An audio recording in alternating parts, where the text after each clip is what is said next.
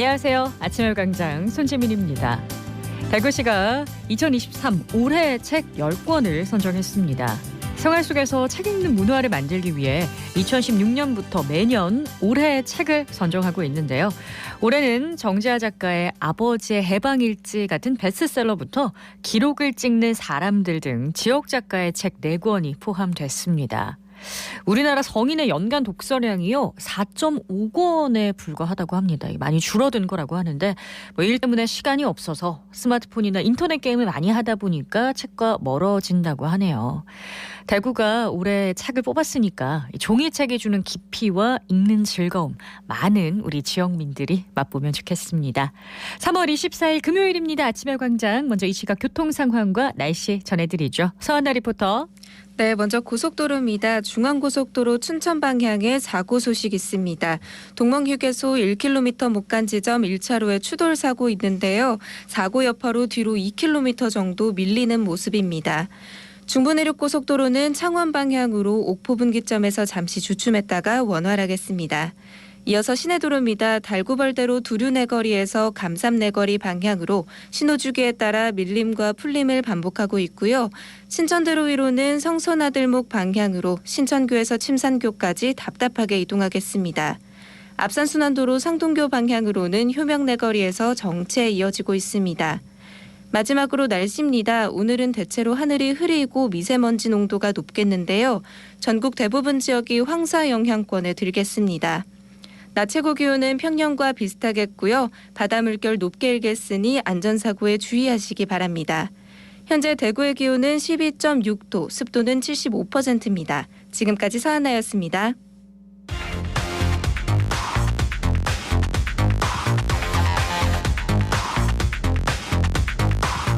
빠르고 정확하게, 명쾌하고 날카롭게 대구 경북의 오늘을 보는 KBS 대구 아침의 광장과 함께하고 계십니다.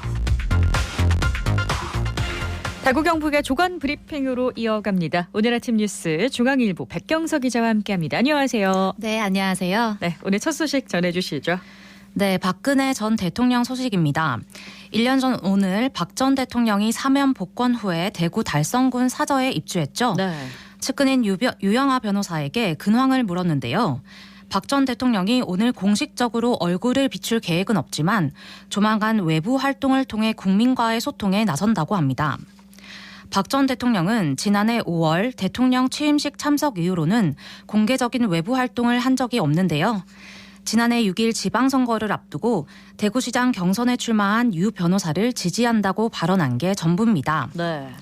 유 변호사는 일부 몰지각한 사람들이 대통령이 치매에 걸렸다는 식의 유언비어를 퍼뜨린다는데 이는 전혀 사실이 아니다고 선을 그었습니다. 네, 워낙 은둔을 해서 이런 유언 비어가 퍼진다 이런 생각이 드는데 박 전 대통령 사저 입주 때는 그 일대가 굉장히 붐볐던 걸로 제가 기억이 나거든요. 요즘은 어떤가요? 네, 1년 전보다는 사람들의 발길이 줄어든 상태인데요. 대구 달성경찰서에 따르면 최근 박 전 대통령 사저를 찾는 방문객은 평일 200명, 주말 500명 정도로 입주 당시와 비교하면 절반 넘게 감소했다고 합니다. 다만 사저 입주 1년을 기념해서 주말까지 박 전 대통령을 응원하는 집회가 예정돼 있는데요. 경찰은 병력을 투입해 안전사고에 대비할 방침입니다. 네, 군중이 몰릴 때는 항상 안전사고는 유의해야겠죠. 다음 소식은요. 네, 대구시가 추진 중인 어르신 무임교통 지원조례 개정안이 어제 대구시의회 건설교통위원회 심사를 통과했습니다. 개정안이 오늘 본회의를 통과하면 올해 7월부터 대구에서는 75살 이상 노인이 시내버스를 무료로 이용할 수 있습니다. 나이 기준은 올해 75살에서 네. 내년에는 74살, 내후년에는 73살로 해마다 1살씩 낮추는데요. 2028년부터는 70살 이상으로 유지가 됩니다. 네. 반면 도시철도의 경우에는요. 현재 65살 이상 무임승차가 가능한데요.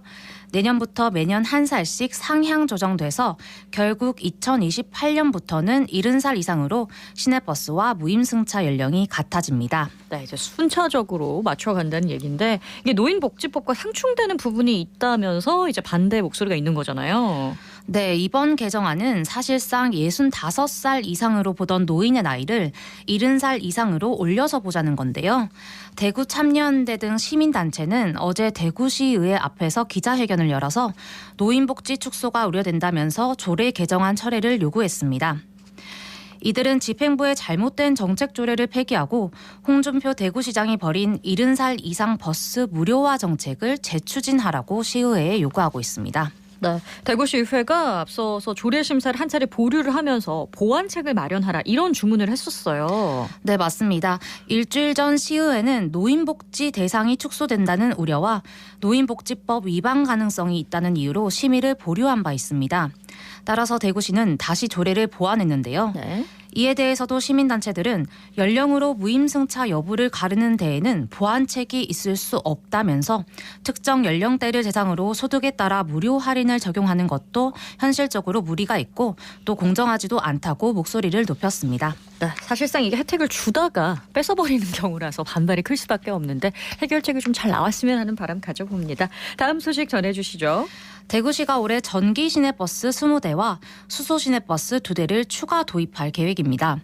미세먼지로부터 시민들의 건강을 지키기 위해서인데요. 네. 차량을 추가하면 지역 내 전기 시내버스는 81대, 수소 시내버스는 4대로 늘어납니다. 또 전기 충전 시설도 올해 3개소를 추가해 전체 16개소를 운영할 계획입니다. 대구시는 전기 시내버스를 2019년 처음 도입했는데요. 배기가스 배출이 없고 차내의 진동과 소음이 적어서 승객과 운전기사 모두 만족도가 높습니다. 그렇군요. 탄소 중립으로도 한 걸음 더 다가갈 수 있을지 기후 위기 시대에 우리가 발맞춰 가는 모양새로 보입니다. 다음 소식 볼까요? 네, 4억 원이 넘는 실업급여를 불법으로 받아간 브로커들이 재판에 넘겨졌습니다. 대구지검 형사 4부는 어제 37살 남성 A씨를 고용보험법 위반 등의 혐의로 구속 기소하고 나머지 4명을 불구속 기소했다고 밝혔습니다. 브로커 5명은 2020년 8월부터 지난해 5월 사이에 자신들이 운영하다가 사실상 폐업한 업체들 앞으로 친척이나 지인을 허위로 고용했습니다. 이렇게 허위로 고용하면서 불법을 저질렀군요. 오늘 아침쯤 여기까지 듣겠습니다. 고맙습니다. 네, 고맙습니다. 네, 중앙일보 백경석 기자였습니다. 안녕하십니까. 저는 대경대학교 군사학과장 김기원 교수입니다. 군 간부를 꿈꾸는 학생들을 지도하고 있습니다. 네, 저희들은 매년 서해 소해 날에 저희 군사학과 학생 및 교수진이 서해 소해 날 행사에 참여하여 시민과 함께 행사의 의미를 더하고 있습니다. 아울러 가까운 호국원을 찾아 호국 영령을 기리고 보온 영웅들의 묘역에 가서 그 주변 일대 환경 정리 및 행사 지원 등을 해오고 있습니다. 우리 학생들이 어떠한 능력을 개발하는 것에 먼저 선행해서 그 능력을 무엇을 위해 사용할 것인지에 대한 나름의 가치관과 신념이 중요하다고 지도하고 있습니다. 자신이 가꾼 능력을 오직 국가와 국민을 위해 언제든지 헌신하려는 올바른 품성이 중요하다고 늘 강조하고 있습니다. 네, 군인으로서 당연한 것들을 학생들에게 지도하는 것이 어려운 점도 있지만 반대로 학생들이 예비 군인이지만 국가와 군에 대한 순수하고도 진지한 생각을 가지고 있을 때 매우 자랑스럽고 대견합니다. 우리 국군에게 많은 격려와 응원 부탁드립니다.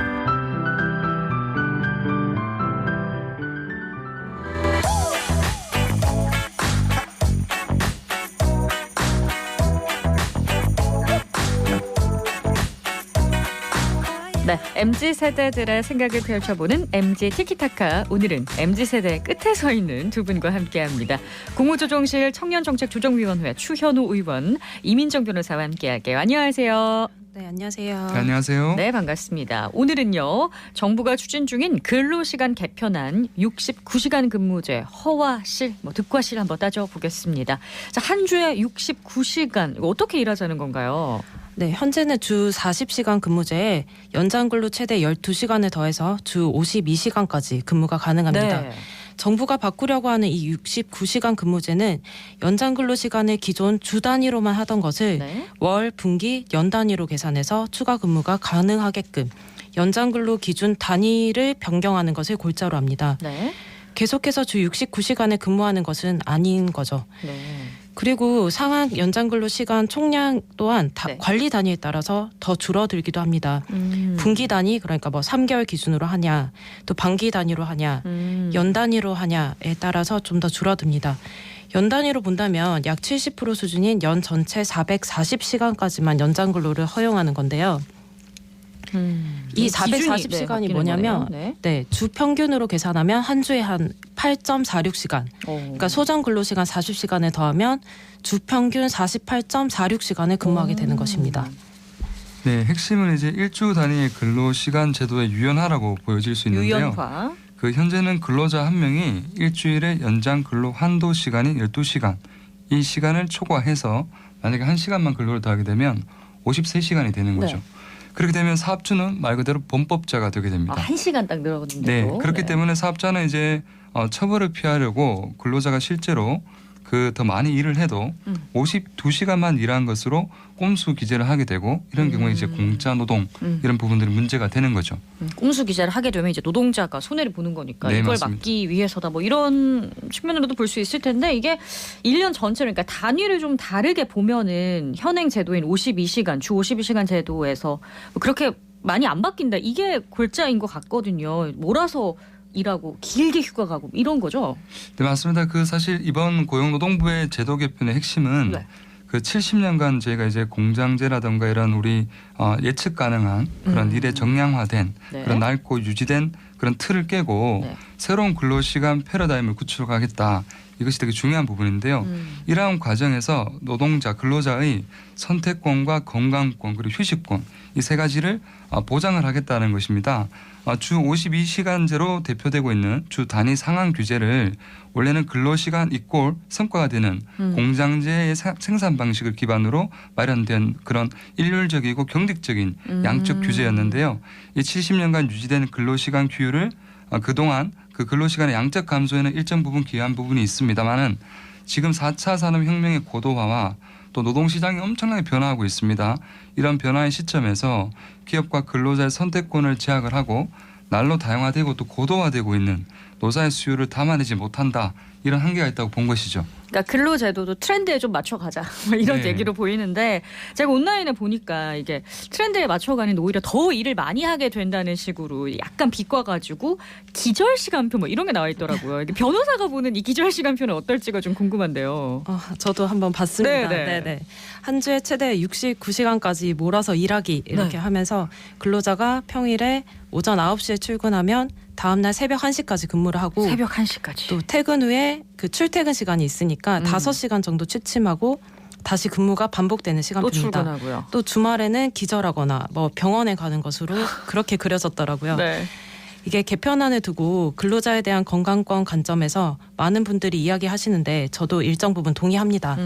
이게 노동부 고시 중에 뇌심혈관계 질병 과로 인정 기준이라는 게 있거든요. 과로 인정 기준이요. 네, 과로 그 기준을 보면 네. 뭐 다양한 업무 부담 가중 요인들이 있습니다. 근데 네. 지금 근무 시간으로만 판단한다면 12주 그러니까 한 분기 정도가 되겠네요. 네. 그러면 평균 내서 주 60시간 또는 주 52시간을 초과했을 때 이미 뭐 뇌출혈, 뇌경색, 심근경색 등 뇌심혈관계 질환 발병 시 과로가 인정이 되어 왔습니다. 그래서 이렇게 일을 많이 했으면 이게 그 업무상 관련성이 인정돼서 네. 과로로 인한 산업재해로 인정을 하고 있었던 거죠. 그러니까 이번 정부 입법안의 전체 근로시간 평균이 네. 주 52시간을 초과하지 않는다 하더라도 그 기간을 뭐 반기, 연 단위까지 늘리게 된다면 약 12주간 과로 기준에 해당할 만큼의 과다한 업무에 노출될 우려가 있는 거죠. 네, 그래서 이거는 저는 근로자의 건강권을 침해할 수 있다고 생각합니다. 네. 건강권을 보장하려고 바꿨는데 오히려 건강권을 침해할 소지가 있다는 게 좀 놀라운데 정부도 이걸 잘 알 것 같거든요. 법을 어길 수는 없잖아요. 예, 당연합니다. 정부는 이에 대해서 이제 노동자들의 그런 건강 보호 장치를 위해서 3중 보호 장치를 마련했습니다. 3중으로요? 네. 먼저 첫 번째로는 근로를 하게 되면 11시간 연속 휴식을 부여하게 되고 또는 이제 산재법에 의해서 1주 그러니까 4주를 평균을 냈을 때 1주당 64시간 상한 준수 캡을 씌우는 거죠. 그렇게 되면 과로의 기준에 좀 부합한 그런 이하의 일을 하게 되는 네, 것이고 4주로. 네, 산재 과로 인정 기준인 4주 평균을 적용을 한 것입니다. 그리고 관리 단위의 비례를 해서 연장 근로를 쭉 따져보면 네. 아까 전에 우리 민정 변호사께서 말씀하신 것처럼 분기별 90%, 반기별 80%, 연 70%라는 장치가 있기 때문에 총량 자체는 이제 감축이 되는 거죠. 그래서 이렇게 따져본다면 장시간 근로와 공짜 야근을 야기하는 소위 포괄 임금 오남용을 근절할 수가 있고 또 야간 자급 근로자에 대해서 다양한 또 건강보호 가이드라인을 또 보급하는 등 실효적인 야간 근로 보호 방안도 강구하고 있습니다. 그래서 이런 부분들에 대한 좀 고려가 필요할 것으로 보여지고요. 네. 그리고 69시간을 근로를 하는 것에 대해서 모두가 그렇게 하는 것은 아니고 다만 이제 현재 사업장들마다 또 프로젝트 단위라든가 또 스타트업을 운영한다든가 그런 벤처기업 이런 부분들은 또 몰아서 일이 이루어질 수밖에 없는 구조가 있는데 산업 구조 자체적으로. 네, 기존에 이제 일주 단위로 정량제를 해버리니까 52시간만 하고 집에 가버릴 수도 없는 노릇이고 그래서 이제 공짜 노동이 발생을 하는 거죠. 그래서 69시간이라고 하는 주의 그런 상한 캡을 씌우긴 하지만 그 안에 좀 자유롭게 노사가 합의를 해서 좀 융통성을 발휘할 수 있다. 이런 점에서 좀 좋은 면도 있다고 보여집니다. 지금 아까 포괄 임금 오남용 근절에 대해서 얘기를 하셨는데 네. 사실 이 포괄 임금제가 근무 시간에 특정할 수 있는 근로에 대해서는 대부분 불법이라고 대법원에서 판시한 바가 있습니다. 그런데도 불구하고 현장에서는 포괄 임금제라 하면서 근무 시간을 초과를 해도 연장 근로수당을 지급하지 않는 곳도 많거든요. 근데 지금 이번 입법안이 추가 수당에 대해서는 임금 부분에 대한 이 명확한 설명이 없는 것도 문제입니다. 이렇게 연장 근로 시간만 확대해 준다면 아무리 근로를 당겨서 하고 일정 부분 휴가를 간다 하더라도 네. 사실상 뭐 공짜 야근이나 열정페이를 강요하는 악용될 수 있는 부분이 있습니다.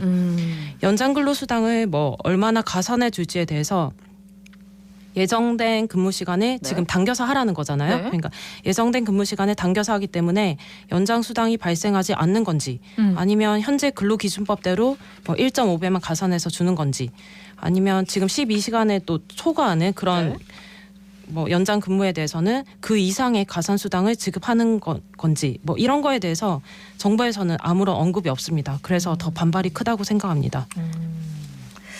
근데 이제 일단은 가산 수당도 문제인데요. 몰아서 일하고 내가 쉬고 싶을 때 쉴 수 있냐 이것도 좀 문제 아닐까요? 이게 실제로 내가 휴가 쓰고 싶을 때 무조건 쓸 수 있다라고 보장이 돼 있는 게 없잖아요. 그렇죠. 네. 네. 그러니까 실제로 뭐 장기 휴가를 쓰거나 근무 시간을 매우 단축해서 휴식을 충분히 취할 수 있느냐 이게 문제입니다. 그러면 이를 해결하려면 계절성을 띠는 업체냐 뭐 아니면 뭐 겨울에만 하는 스키장이나 아이스크림 공장이나 이런 거 네. 생각할 수가 있겠죠. 그러면 성수기나 비수기가 뚜렷한 분야에 대한 세분화된 기준이 필요합니다. 그런데 지금 이게 없습니다. 예.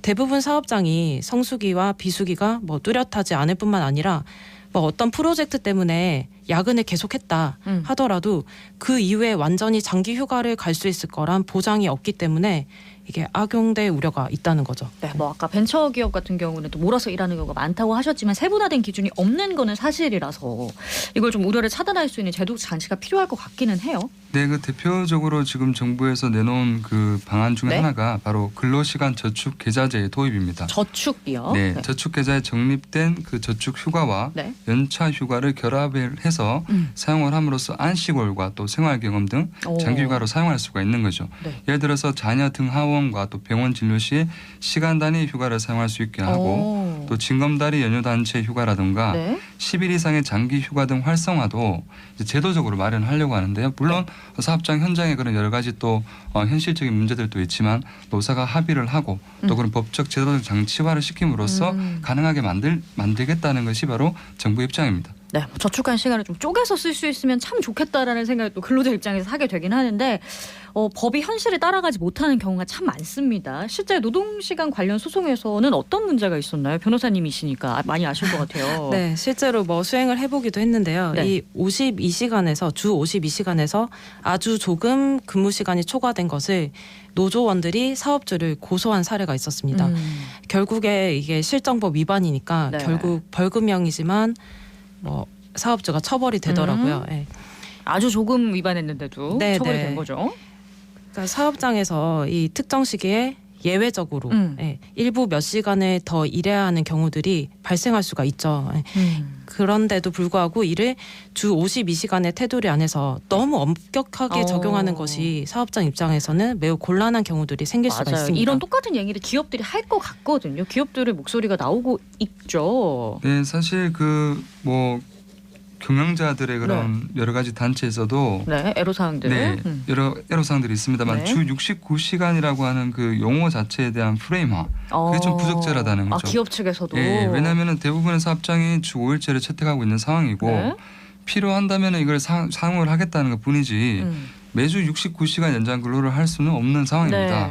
또 아까 전에 말씀드린 것처럼 근로시간 저축 계좌제가 있는데 이게 물론 현실과 괴리될 수 있는 부분들이 있다는 우려도 있지만 그걸 법제화하게 되면 직장 내 문화라든가 여러 가지 그런 직장 내 대체 인력 부족 문제라든가 근로시간 개편과 또 휴가 사용이라든가 맞물려 돌아갈 수 있기 때문에 또 한편에서는 찬성하는 입장도 강합니다. 그렇습니다. 너무 이 69라는 숫자가 강조가 됐다. 이렇게 보는 시각들도 많은데요. 앞으로 근로 개편안이 어떻게 추진될 거라고 보시는지요, 변호사님은? 사실 이 최대 52시간을 초과할 수 없다라는 그 52시간제가 전면 도입된 작년 초에 기업들의 반발이 매우 심했던 건 사실입니다. 그래서 제가 보기에는 각 사업의 특성별로 근로시간을 어느 정도 조율할 수 있는 다양화가 필요한 것은 사실이라고 생각합니다. 그런데 아까 대표님 말씀하신 것처럼 홍보부터 이게 계속 69시간제라고 얘기를 하니까 오해를 많이 불러온 측면이 있고요. 또 노동 전문가들이나 현장의 목소리를 놓친 면이 분명히 있다고 생각합니다. 정책이 이게 부처와 대통령실 여당과 함께 다 논의해서 정제된 안이 나와야 되는데 이런 정리가 안 된 메시지가 나오고 계속해서 지금 말이 좀 바뀌고 있잖아요. 사실 일면 또 동의하고 계시죠, 이 추현호 위원님도. 물론 입법 예고 기간이기 때문에 여러 가지 의견을 수렴을 해서 더 좋은 그런 안들이 마련될 거라고 생각합니다. 좀 더 구체적이고 좀 아까 전에 얘기한 것처럼 사업의 특성을 좀 세분화하는 그런 작업도 좀 같이 돼야 될 것 같습니다. 그렇습니다. MG 티키타카 이민정 변호사 그리고 국무조정실 청년정책조정위원회 추현호 위원과 함께했습니다. 두 분 고맙습니다. 감사합니다. 고맙습니다.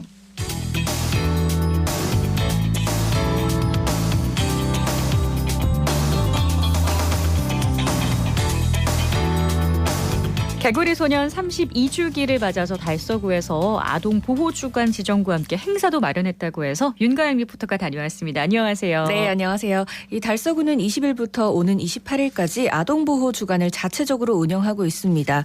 아동 권리와 안전에 대한 인식을 높이고 아동 보호에 대한 사회적 관심을 유도하기 위해 지난 수요일 특별한 기념식도 열렸거든요. 이 현장 소리와 함께 여성가족과 이윤경 담당의 이야기 들어보시죠.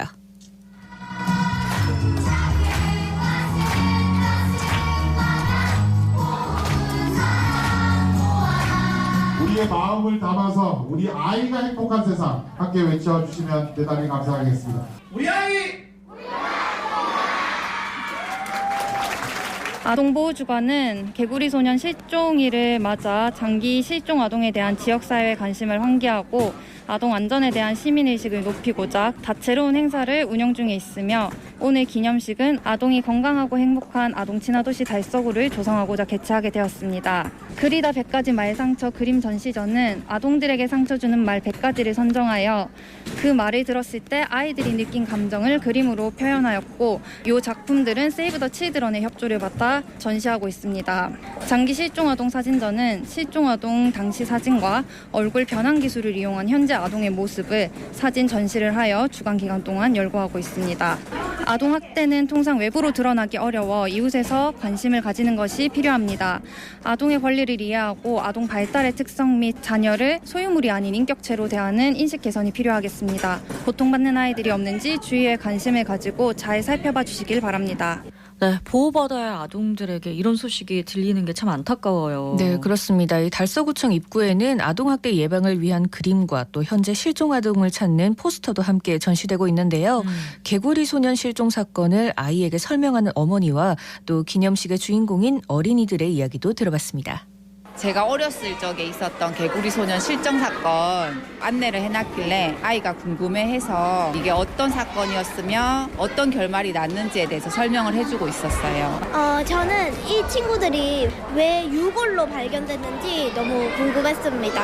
아직은 명확히 밝혀지지는 않았다고 말씀하셨어요. 일단 그 포스터를 많이 만들어서 길가에 붙이고 포스터를 본다면 전화번호로 전화할 수 있는 번호가 좀 많았으면 좋겠어요. 저는 아이를 키우고 있으니까 생각한다면 너무 끔찍하죠. 제가 만약에 아이를 잃어버렸다고 생각하면. 그래서 지금 이렇게 실종된 아이들도 빨리 다 보호자의 품으로 다시 꼭 돌아갔으면 하는 그런 바람이 있습니다. 지금은 CCTV가 많다고는 하지만 그래도 아직도 이렇게 실종 사건이 많이 일어나고 있으니 보면 그냥 지나치지 않으셨으면 좋겠어요. 좀 비슷하다 싶으면 적극적으로 신고도 좀 하고 관심을 좀 많이 가지셨으면 좋겠습니다. 만약에 제가 부모였으면 아이를 잃어버려서 굉장히 속상할 것 같고 빨리 얼른 다시 찾아줬으면 좋겠어요. 저는 좀 안타깝고요. 생각해보면 이렇게 부모님을 잃고 혼자서 이렇게 있다는 게 되게 마음 아픈 사연이라고 생각하는 것 같아요.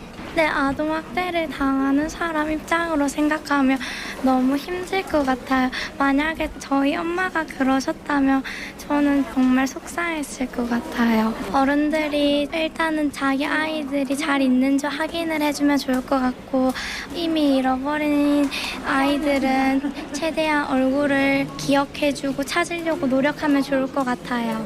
네, 어린 아이들의 목소리로 찾아주세요라고 얘기를 들으니까 마음이 더 아픈데요. 네. 기술이 많이 발달해서 실종아동의 현재 얼굴이 어느 정도 추측 가능해지고 있으니까 포스터 보시면 꼭 기억해 주셨으면 좋겠습니다. 네, 그렇습니다. 아동보호 주간에는 찾아가는 아동 권리 교육도 진행을 합니다. 네. 이 지역사회가 1년 내내 아동의 권리를 보장하고 아이들이 구김없이 잘 커갈 수 있도록 관심과 노력을 함께했으면 합니다. 네, 윤가영 리포터 소식 잘 들었습니다. 고맙습니다. 네, 오늘 대구와 경북 지역 아침에는 기온이 내려가면서 좀 쌀쌀했는데요. 낮 최고 기온은 그렇게 낮진 않네요. 한 16도 정도로 예상이 되는데 어제보단 낮지만 평년 수준입니다. 오늘 중국발 황사 영향으로 미세먼지 농도가 나쁨이더라고요. 동해안에는 강풍특보도 내려져 있습니다. 날씨에 조심하시고요. 건강관리하셔야겠습니다. 3월 24일 아침의 광장 오늘 저희가 준비한 소식은 여기까지입니다. 고맙습니다.